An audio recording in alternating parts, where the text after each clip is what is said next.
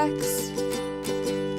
Bravely we prove in our striving, trudging together each day. Where there's a will, there's a way.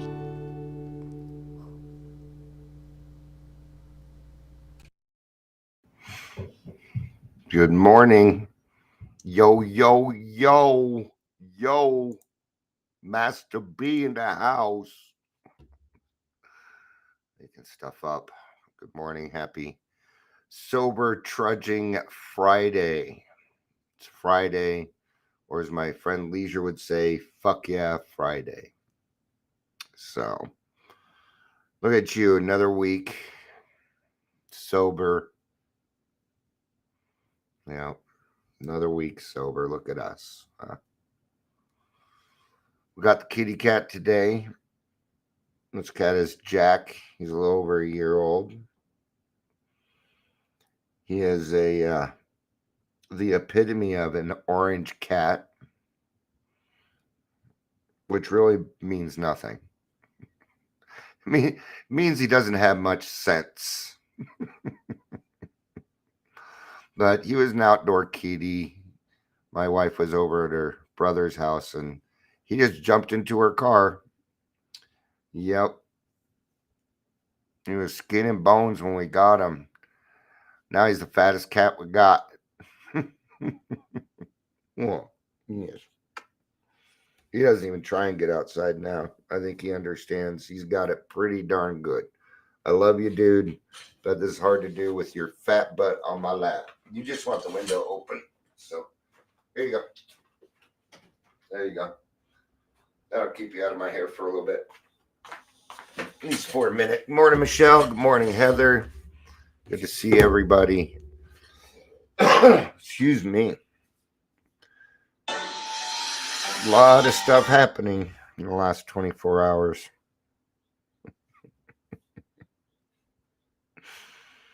It's for the better. People are, I tend to stir the pot, but sometimes it's the only way to get sometimes it's the only way to get the attention of people. In order to get change, sometimes you need to advocate. I don't want to say harshly, but hey, it worked. The key for me right now is trying to find the right places where we can send people getting the right resources. In this case, it was a place, and we had a talk. We talked yesterday. They even called me, which means they still have my phone number. But anyway, we can always see. Sometimes these harder things are our landing spots. And there were some things that he and I agreed on yesterday. One of them was not supporting the people in the industry that are doing wrong things, but he had been supporting them for years. Okay. Now, is this on him? I don't know. I don't know the whole story. It doesn't matter. People can change. If he's seeing that he's doing something wrong and is willing to change it, then what, then I'm going to jump on board. Okay. But we do need some of these resources. So anyway, we're going to be in the 12 by 12 page 79. We're still going to be in step 8, but I'm not really going to talk about step 8. I'm going to try to avoid it, but it's still probably going to pop up here and there. That's all right. But I don't know how many times I've heard, we get to that 4th step. Oh, I never hurt anybody. Nobody ever upset me. I was a happy drunk. Welcome to the Daily Trudge. My name is Dion. I was not a happy drunk. I don't want to say I was a mean drunk. I don't want to say that. If you're here, please say hello, whether watching the live or the rewatch. Really depended on my mood. It really my mood came down to this. Are you doing what I told you to do? To my specifications, no? Okay, there goes my mood. All right. But it is probably one of the biggest parts of denial I have found amongst alcoholics. I hear what they're saying. I really do. It's like, I don't know. How am I hurting anybody when I'm drinking by myself in my room? I'm not even talking to anybody. Well, that's kind of it, isn't it? That's that's part of the problem. That's part of the problem. And even sometimes, I'll watch people come into AA. There's a balance with everything.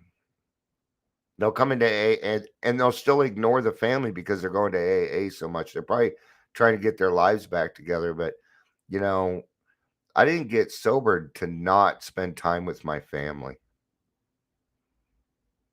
The reason I got sober was to free up my time to become a better person, to spend time with my wife and my kids and my grandkids before it was too late. Before it was too late. So don't don't do that to yourself. Okay? Don't You do not need to do what I did and wait until your grandchildren are starting to be born to get your shit together. In fact, I would not recommend that. I would recommend doing it a little bit sooner. Right? So it's the number one fallacy. Now, the second time I drank, it was harder to take that and put it to the side. So right, I had 12 years of sobriety and I knew that my actions affected other people. In fact, it's always driven me nuts. Cuz it's like, well, you tell me I have to be responsible for my actions and my emotions. Well, you're not doing it. Yeah, Dion, when you sit there and poke the bear 24 hours a day to get reactions out of people. Yeah, come on. Come on. Right? Always start fights. Not even fights, but maybe arguments. My wife is a very patient person, but I even stretched that limit. Right? All my life I've been running around pushing boundaries. Remember back when you were a little kid, pushing them boundaries with your parents? Hmm. Yeah, I did that a lot. I did it yesterday. Amber says AKA, which stands for also known as for younger people, to be a productive member of society. Yeah. I just got out of the Adams County meeting. I am the only non employee in that meeting anymore. I'm also the only male. That's not unusual. All right. Did you notice that, Angel, when we went and did that CPC thing the other day? Or this, yeah, CPC thing. Okay. There was 2 men out of the 15 people. Oh, 3 men out of the 17 people because I was there. It's part of the industry. It's a heart giving, empathy induced industry. So it's not surprising that it's mostly women. Yeah, which honestly I think is probably for the better. Honestly, because women are a little bit more feeling, understanding, patient, tolerant. They tend to be. You know, Amber says each school year I'm grateful to be sober and present for Isaac. Compared to the first year he went to school and I was fucking wrecked for the first 3 month-ish. Yeah. Isn't it nice? Before, like when I was drinking, I felt like I had to be there for them. This is the difference. When I was drinking, I babysat the grandchildren. Now they're just here. I'm not babysitting anything. Sometimes my daughter will even be like, well, I know they can be they'll come over for a weekend and I don't even have to, I might have to get on them like once, maybe twice. But they do a very good job of cleaning up after themselves. They're very respectful. They ask. And so I give them a lot of freedom here. Right. We also live in a cul-de-sac, so I have this big backyard. It's not like they can go very far. Oh, that reminds me, I got to go put air in their tires for their bikes. I got to go do that. Angel said, and mostly females in my police class too. Yeah, it's not surprising. It really is not. I've noticed that there's more women coming in and staying than there are men. It's the emotional sobriety portion. A lot of men run from that shit. Now that they're going to be confronted with emotional sobriety in the meetings, they don't want to be there because they don't know how to. They didn't know how. I've been I've been sharing my feelings since I was, 12, 13, going to therapy. So I'm used to it. I've always been a feelings kind of guy, which is probably why most of my followers are women. In fact, is there even a man here besides me right now? There's 5 people here. I don't know if any of them are men. I know so far they're not. It doesn't matter. It doesn't matter. All right. So what I said we were going to be on page 76. We didn't hurt anyone. Yeah, that's what I said. No, 79. Okay. See, I took the 6 and turned it upside down. Okay. I'm going to start at the bottom of page 78. When listing the people we have harmed, most of us hit another solid obstacle. We got a pretty severe shock when we realized that we're preparing to make a face-to-face admission of our wretched conduct to those we had hurt. It had been embarrassing enough when in confidence we admitted these things to God, to ourselves, and to another human being. But the prospect of actually visiting or even writing the people concerned now overwhelmed us, especially when we remembered in what poor favor we stood with most of them. There were cases, too, where we had damaged others who were still happily unaware of being hurt. Why, we cried, shouldn't bygones be bygones? Why do we think of these people at all? Why do we have to think of these people at all? These were some of the ways in which fear conspired with pride to hinder our making a list of all the people we had harmed. Now, my brain, an alcoholic brain, it is really good with coming up with excuses not to do something. I've been practicing that way of life my whole drinking career. It is embedded in me. So I tend to need to go out of my way in these situations to push me a little bit further. This is where my willpower is going to come into play. Sometimes I have to exert all the will that I have to put towards something to make it right. Right. And then what is the principle behind step 9? Well, it's justice. Well, when you approach somebody and told them that you did wrong and they had no idea about it, that's true justice. That's true justice. And I'll tell you what's on the other side. Freedom. Freedom is on the other side. Your kids, your grandkids, your significant others, they're on the other side of that, waiting for you. See, we get into Alcoholics Anonymous, we tend to think that we start to surpass other people that are in our lives, but they've been doing it the right way for years. See, I'm still catching up. Right? It's not totally true. When it comes to my wife and I, there are some things she's better at than I am, and I let her handle those things. When the car breaks down, I don't take care of it. Shannon takes care of it.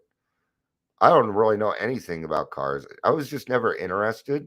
Now, if I need to change an alternator or a light bulb, something like that, I can figure it out. I'm mechanically inclined. I am. I'm a pretty technical guy. I do this. I have a podcast. I have my website. I did all of that. Nobody did any of that for me. Wrote a book. But for a long time, my wife was part owner of a courier service, and cars broke down all the time. So number one, emotionally, she handles it better than me. Number two, she knows who to take it to. She knows what sounds were causing this or causing that. I'll take an educated guess. Okay. But if she says it's this and I say it's this, I'm going with what she said. I am going with what she said because I know that she is better at it than me. And that is okay. There's nothing wrong with that. Now, that doesn't mean don't challenge yourself. That doesn't mean don't do hard things. We're not passing the buck here, right? That's what we're not doing. So let me grab my fan real quick. I didn't realize it was going to be this warm in here. Oh, well, opening the window when it's 98 degrees. Yeah, that'll do it. 92.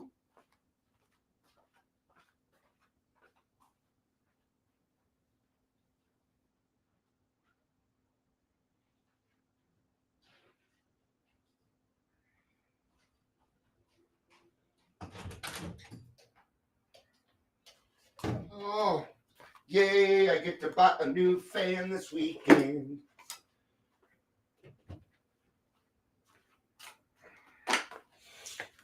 We're owed a bunch of money.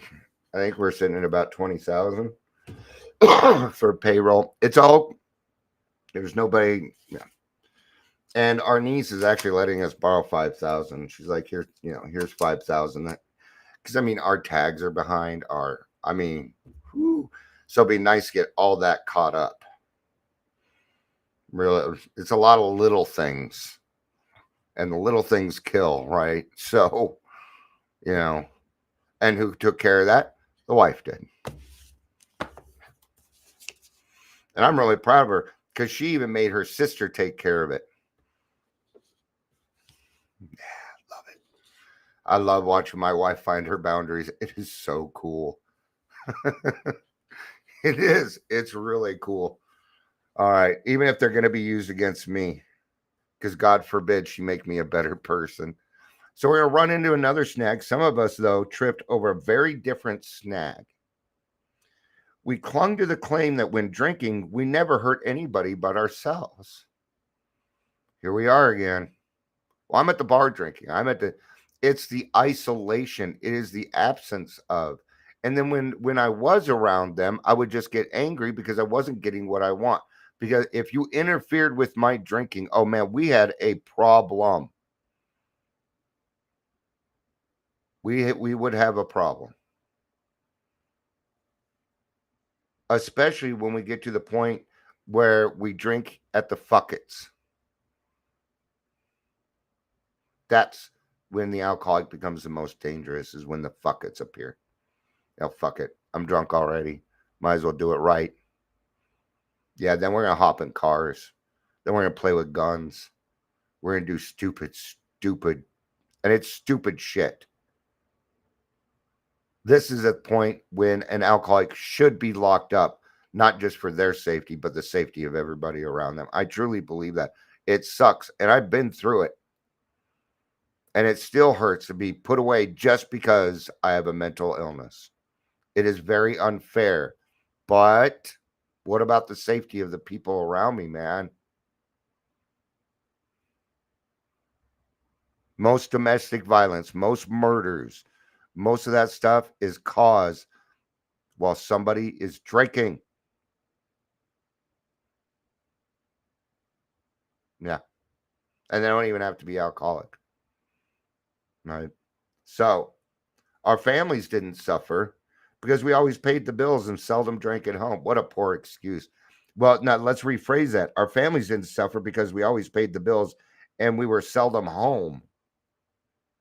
Because if you seldom drank at home, that means you're probably hardly ever home. That's what that means. We tend to think that physical is the only abuse that goes on when there is emotional, mental, and spiritual abuse happening here. You are an extraordinary person.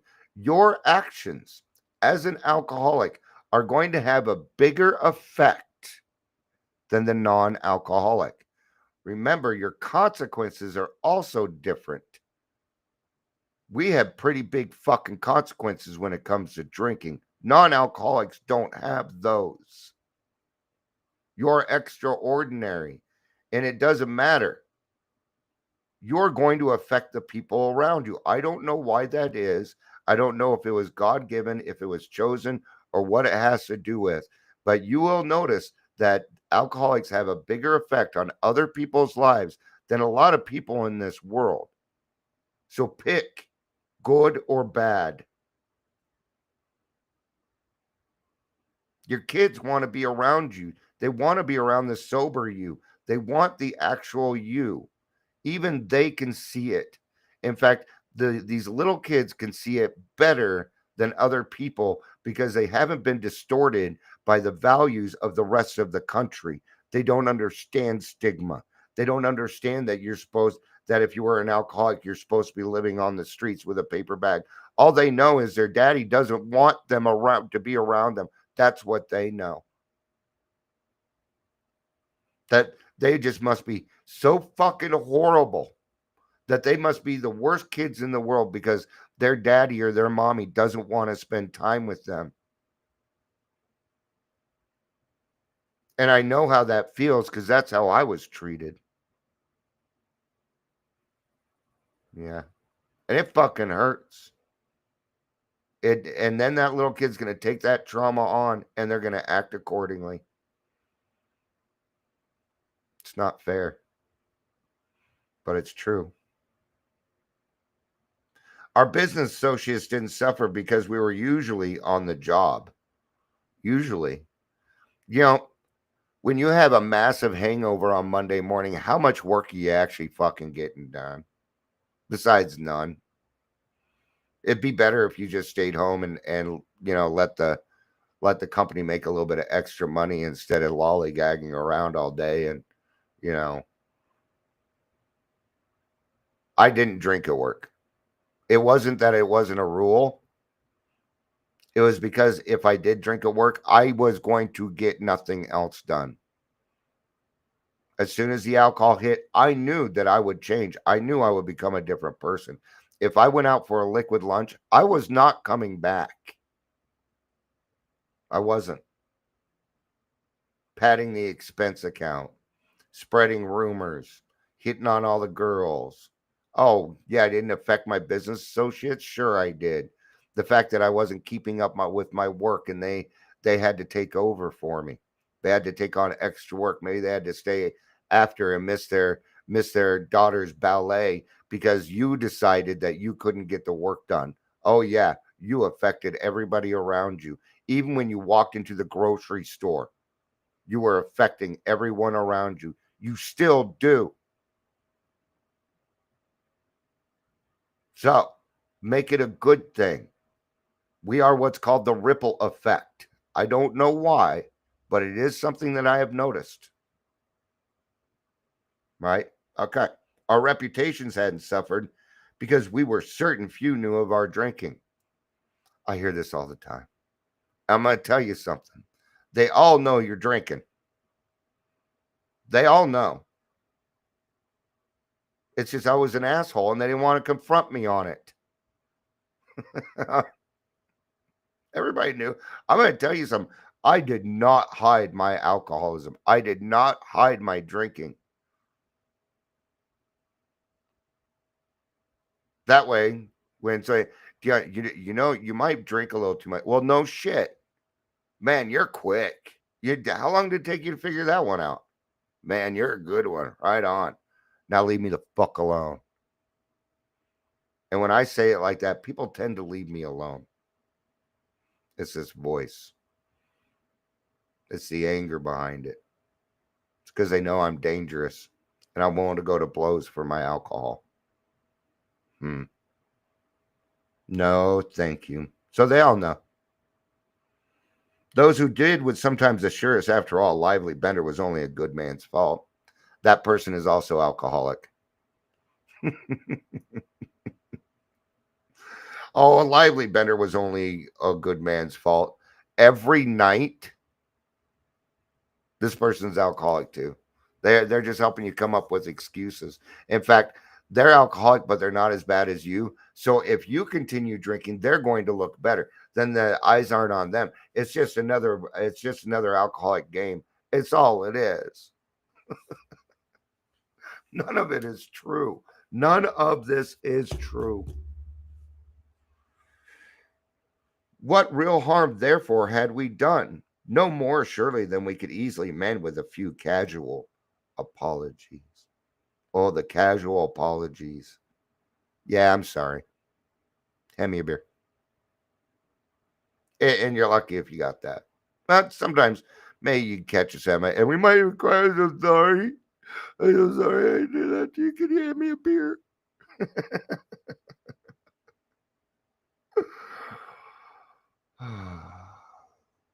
Isn't it nice not to have to fucking live that way anymore? It is so nice. I wish everybody got this way of life. I really do. Life would be so much more fun.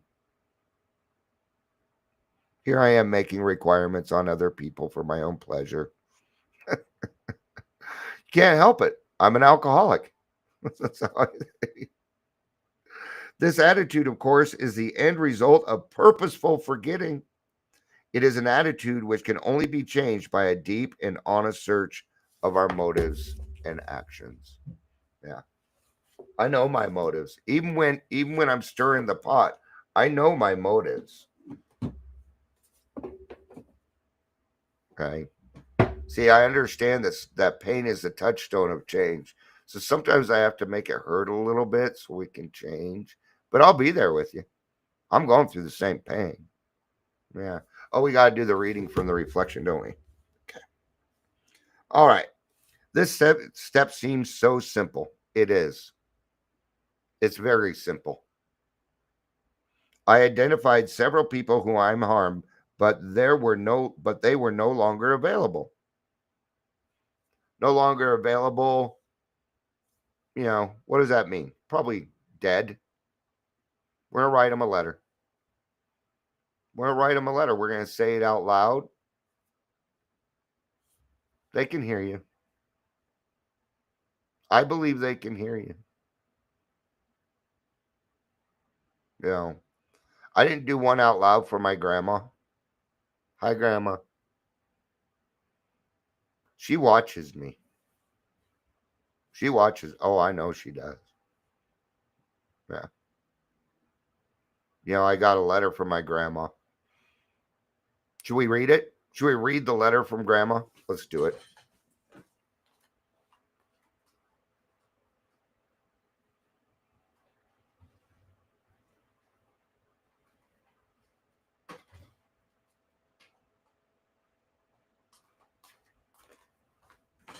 Yes, because I know exactly where it's at. All right, let's finish this part first. In time, I learned to investigate those steps in areas of my life which made me uncomfortable. My search revealed my parents, who had been deeply hurt by my isolation from them, my employer worried about my absences, my memory lapses, my temper, and the friends I had shunned without explanation. As I faced the reality of harm I had done, step 8 took on new meaning. I'm no longer uncomfortable and I feel clean and light. Well, I no longer feel uncomfortable. You will. That too shall pass.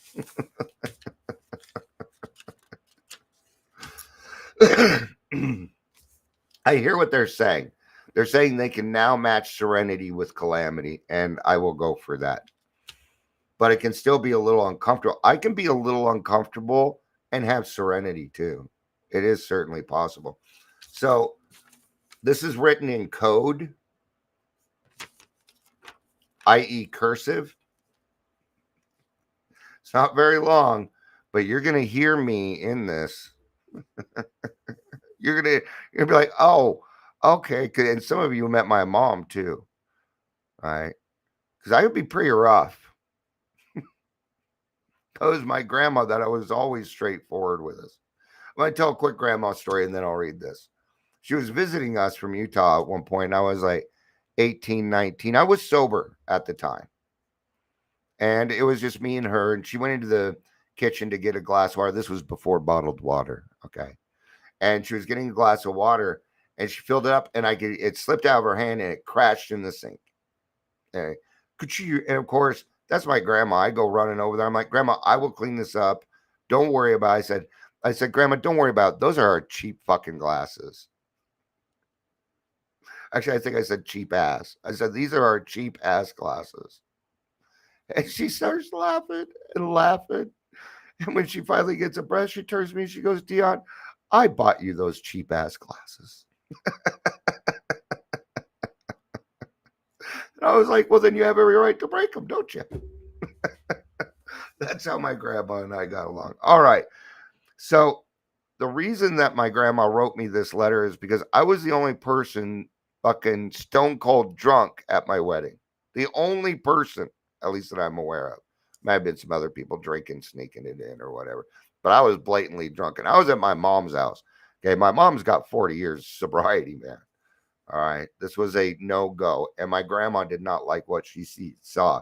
She said, Dear Dion, I'm writing to you because I can express better on paper than I can orally.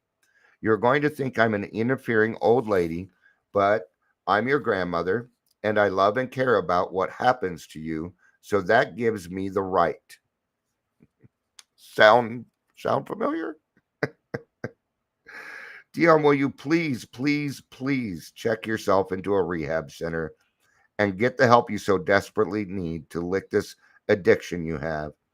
I'm not going to be on this earth too much longer, and my dying wish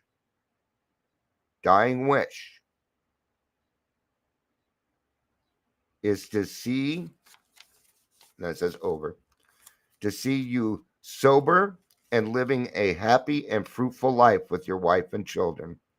Well, that's all I'm going to say, so the rest is up to you. I love you, Grandma. And I gave her that wish. I did, and I'm still sober. I managed to do that, and I even went out and visited her and spent some time with her in Utah before she passed. So I was able to do that. And I keep this letter around to remind me what Dion used to be like. And I know exactly where this is at. It said it's in the same place, along with my pictures of, you guys seen this picture? I'm going to show you this, and then we're going to wrap up. A lot of you have. This is Dion with it. In fact, my grandma's in this picture. She's right there. Right there. That's my grandma. All right. That is me with an afro. So there you go. All right. Thank you, everybody, for being here. I appreciate it. I love you. You know I do. Peace out.